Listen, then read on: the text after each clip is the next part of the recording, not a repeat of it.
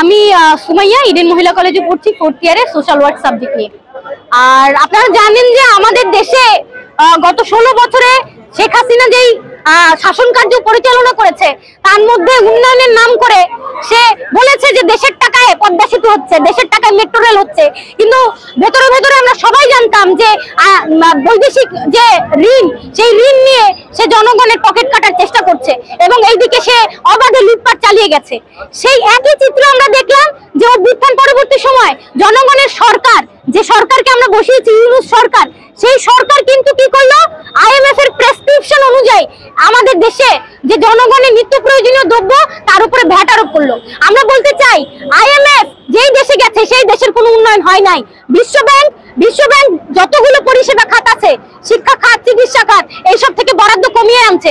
এর ফলে যেটা হচ্ছে, এই রাষ্ট্রীয় পরিষেবা খাতে যদি বরাদ্দ কমে যায় তাহলে মানুষের ব্যয়টা অনেক বেশি বেড়ে যায়, কারণ সে সরকারি প্রতিষ্ঠানে চিকিৎসা পায় না, ফলে তার বাধ্য হতে হয় বেসরকারি প্রতিষ্ঠানে গিয়ে চিকিৎসা নিতে। তাহলে এই যে IMF এর যে প্রেসক্রিপশন, এই অনুযায়ী যদি দেশ পরিচালনা করা হয় তাহলে কিন্তু সাধারণ জনগণ কোনোভাবেই বেনিফিটেড হবে না। এর মধ্যে দিয়ে যেটা হবে, সাধারণ জনগণের ক্রয় ক্ষমতা কমে যাবে, সাধারণ জনগণ চিকিৎসা পাবে না, শিক্ষার সুযোগ পাবে না। অলরেডি আমরা দেখছি যে শিক্ষা এবং চিকিৎসা খাতকে কিভাবে বেসরকারীকরণের দিকে ঠেলে দেওয়া হচ্ছে। একদিকে যেমন সরকারি প্রতিষ্ঠানে কোনো চিকিৎসা নাই, শিক্ষা নাই, অন্যদিকে আমরা দেখছি যে ব্যাঙের ছাতার মতো বেসরকারি প্রতিষ্ঠান গড়ে উঠছে। এই সবই কিন্তু IMF, বিশ্ব ব্যাংকের প্রেসক্রিপশন অনুযায়ী হচ্ছে। ফলে আমরা বলতে চাই, IMF এর যে লোন, সেই লোনের বোঝা কোনোভাবেই এদেশের জনগণ বইবে না।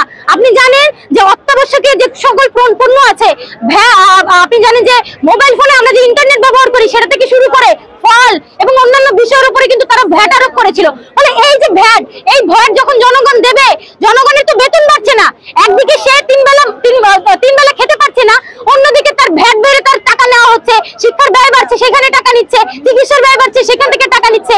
ফলে আমরা বলছি জনগণের কাছ থেকে টাকা নিয়ে জনগণের পেট খালি করে কোনো কিছু উন্নয়ন করা সম্ভব না, দেশের অগ্রগতিও সম্ভব না। শেখ হাসিনা আমলে যারা লুটপাট করেছে, ঋণ খেলাপি করেছে, যেই ব্যবসায়ীদের আঙুল ফুলে কলা গাছ হয়েছে, সেই ব্যবসায়ীদের যে সম্পদ সেগুলো বাজেয়াপ্ত করুন, সেগুলোকে রাষ্ট্রের আওতায় নিয়ে আসুন, রাষ্ট্রীয়করণ করুন এবং তার মধ্য দিয়ে জনগণের কি বলবো মর্যাদা নিশ্চিত করুন।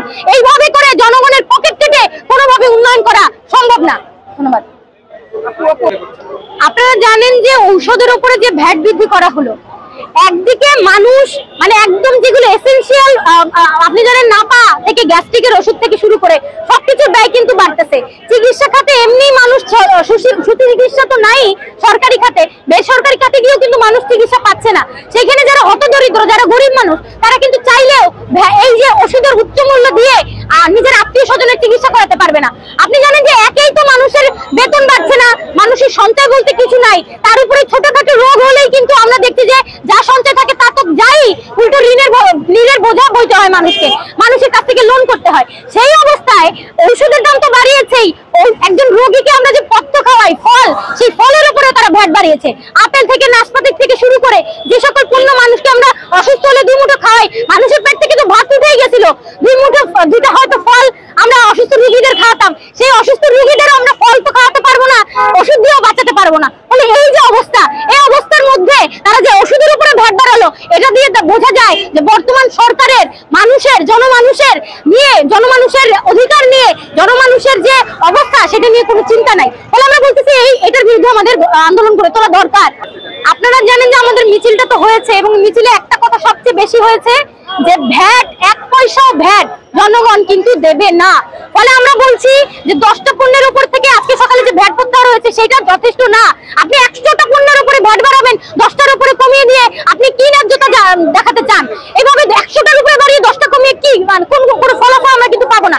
ফলে আমরা বলছি যে যদি এই 100টা পণ্যের উপর থেকে ভ্যাট প্রত্যাহার না করা হয় তাহলে সামনে আমরা নিশ্চয়ই কঠোর কর্মসূচির দিকে এগোবো এবং সারা দেশের জনগণকে সেই কর্মসূচিতে অংশগ্রহণ করার আহ্বান জানাচ্ছি।